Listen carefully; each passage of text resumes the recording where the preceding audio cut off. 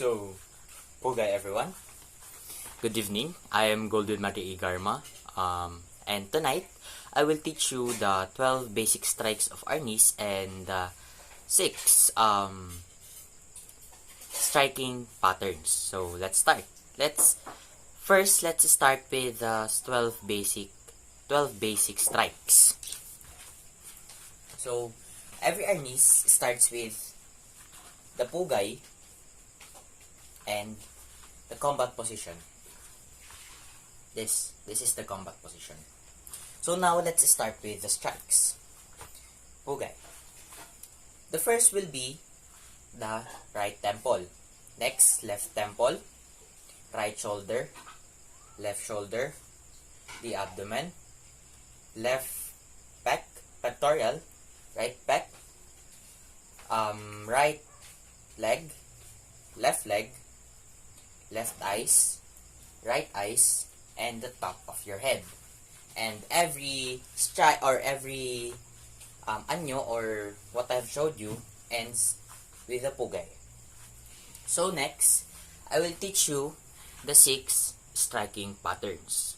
So the first one is the 12 basics of the Arnis, the 12 basic strikes that is usually applied on the combative. Just a reminder guys, you should hold your sticks 1 palm away from the end, so that way you will ensure the grip on your stick.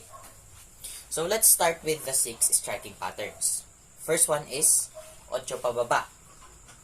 It is called ocho pababa because it's like you're drawing 8 on the air and it's going down. Next, ocho pataas. It is the reverse of the ocho pababa. So ocho pababa and ocho pataas. Next is, or the third one, the banda, ibanda. It is like you're cutting horizontally. Banda, ibanda. So the fourth one is the sakyud. So if you're coming from the banda, you can go like this. The feet is on the front position, and your stick will go or will rest on your elbow. Then you will strike. I will show you how is that. From banda, sakyud, and witik. That is the fourth one.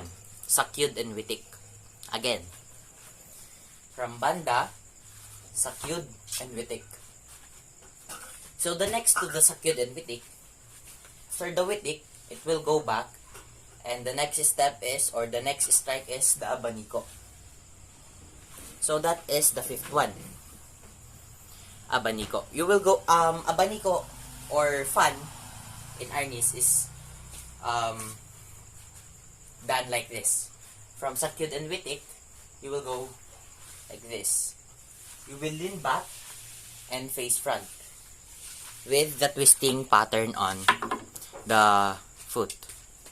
So the last one after the abaniko is the doblete.